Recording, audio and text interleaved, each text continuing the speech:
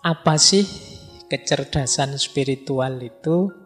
Kecerdasan spiritual itu kecerdasan yang kita gunakan untuk memecahkan masalah makna dan nilai.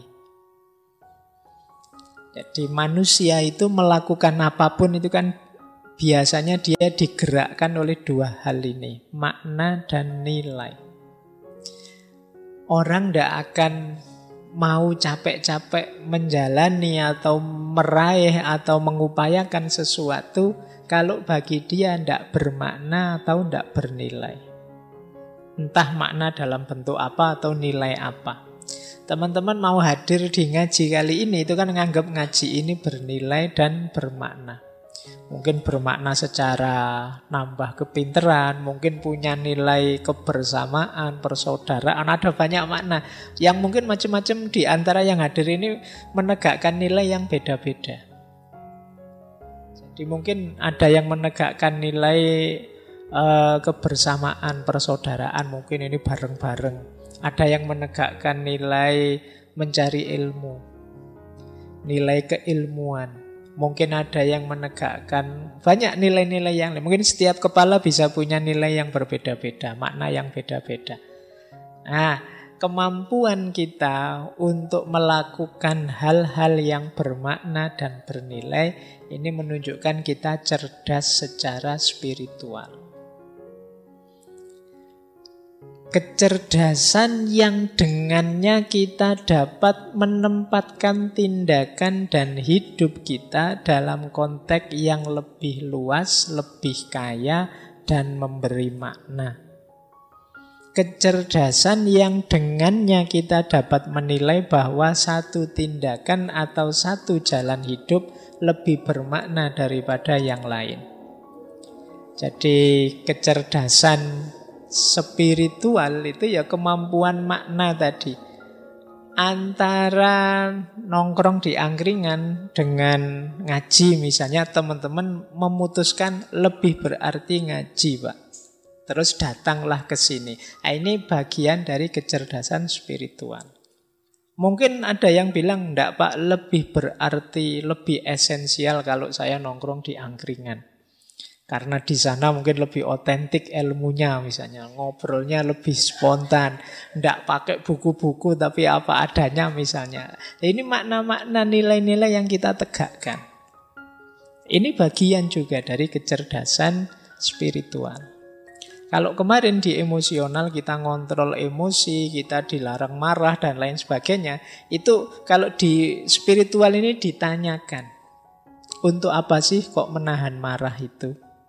Kalau kita bisa menjawab berarti kita setelah melakukan hal yang bermakna. Berarti kita cerdas secara spiritual.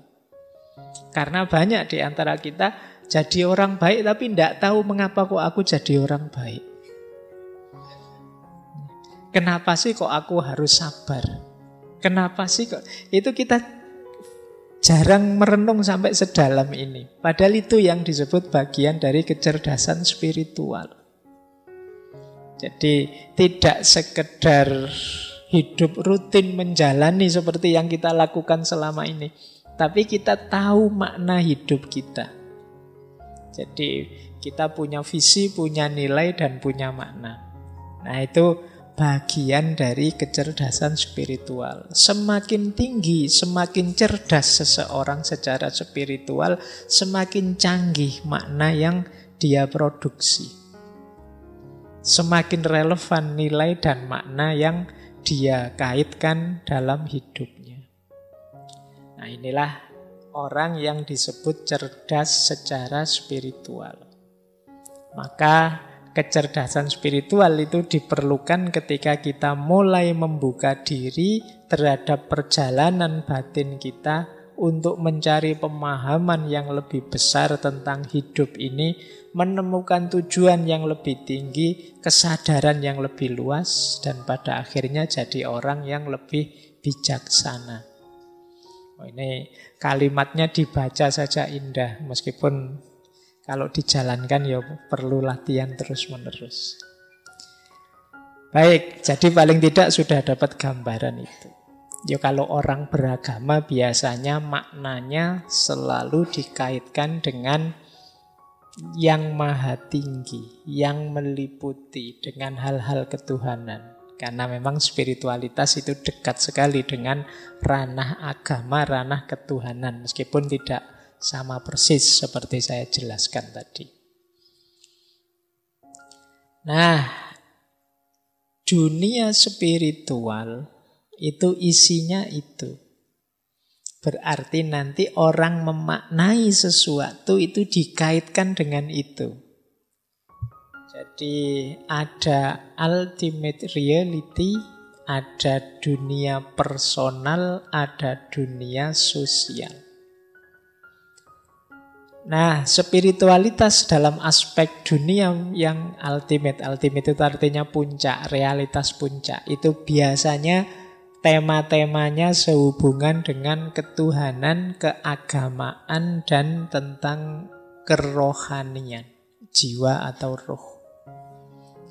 Jadi dunia spiritual itu isinya apa saja ya? Ada dalam aspek realitas tinggi di balik realitas yang kita lihat sehari-hari, ada juga dalam aspek personal diri kita, ada juga dalam aspek sosial. Maka seseorang dianggap punya spiritualitas yang tinggi kalau tiga aspek ini semuanya terpenuhi. Yang pertama ya kesadaran akan realitas puncak. Berarti seorang yang spiritual itu menerima adanya yang lebih tinggi dari realitas yang kita alami sehari-hari. Yang pertama jelas Tuhan.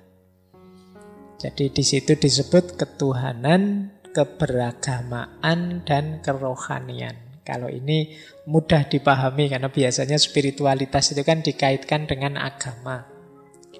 Nah, yang kedua diri kita sendiri secara person. Orang itu personalnya disebut seorang yang bernilai spiritual itu yang pertama kalau dia punya kesadaran diri. Kemudian hidupnya punya nilai dan makna. Ada keimanan dan komitmen, kepercayaan pada nilai-nilai dan komitmen. Kemudian manusia yang berkarakter. Kemudian orang yang mampu mengelola senang dan susah dalam hidupnya. Kebahagiaan dan kegelisahan dalam hidupnya. Ini namanya seorang yang spiritual. Atau dimensi sosial, hidup bersama. Hidup bersama yang spiritual itu yang seperti apa?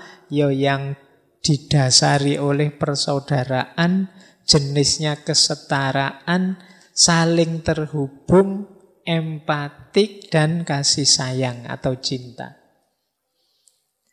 Nah, jadi realitas spiritual itu bisa jenisnya sosial, bisa jenisnya personal, bisa ultimate reality. Biasanya kita seringnya menganggap yang spiritual itu ya yang ultimate reality saja. Padahal ya personal kita itu punya tanda spiritualitas 5 tadi, punya kesadaran diri, punya nilai, punya komitmen, punya karakter, mampu mengelola diri. Nah, ini seorang yang spiritual. Kalau hidup sosial antar manusia itu corak spiritual kalau dia dilandasi persaudaraan, kesetaraan, keterhubungan, empatik, dan cinta. Nah, ini nanti akan jadi karakter bahwa orang yang cerdas secara spiritual itu mampu menghidupkan 3 dunia ini. Jadi dia beres dengan dirinya, beres dengan sesamanya, dan beres dengan Tuhannya. Inilah orang yang cerdas secara spiritual. Ini saya bawa quotes yang menarik dari Neil deGrasse Tyson. Kata dia, we are all connected to each other biologically, to the earth chemically, to the rest of the universe atomically. Kita semua ini sebenarnya saling terhubung. Dengan sesama kita ini terhubung secara biologis. Sama-sama manusia. Jadi ya terhubung secara biologis bukan kok terus hubungan biologis.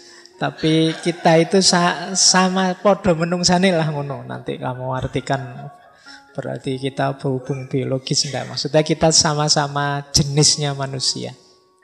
To the earth, terhadap bumi, dunia tempat kita hidup itu kita terhubung secara kimia. Kita dengan makhluk apapun di bumi ini ya nyambung secara kimia, bahannya sama. Nah, sementara dengan alam semesta kita terhubung secara atom. Atomnya sama, meskipun mungkin komposisi bahannya beda. Tapi dari sisi atomnya kita sama. Jadi kita ini sebenarnya sepenuhnya saling terhubung. Hanya saja pemikiran kita yang tidak utuh, yang sering mengotak-ngotak, memisah-misah seolah-olah aku dan kamu beda, aku dan lingkungan beda, aku dan alam semesta ini beda. Ini seperti di emosional kemarin, bahwa manusia itu yang mampu mengontrol dirinya itu mampu melihat kesamaan dan keterhubungan. Tidak hanya melihat perbedaan. Nah, kita semua saling terhubung. Jangan dikira kalau saya jahat, itu efek buruknya hanya padaku saja. Mungkin padamu, mungkin pada orang lain juga dapat gitu. Kenapa? Karena kita saling terhubung. Bahkan sekedar berpikiran buruk mungkin juga berpengaruh pada kalian. Wong belum saya ucapkan, bahkan belum saya lakukan. Tapi kalau pikiran saya jahat, bisa saja berpengaruh padamu. Wong kita itu tersambung secara biologis. Bisa saja berpengaruh pada lingkungan sekeliling kita, kayak kemarin di etika lingkungan. Bahkan di perputaran universe, alam semesta. Karena kita ini semuanya nyambung.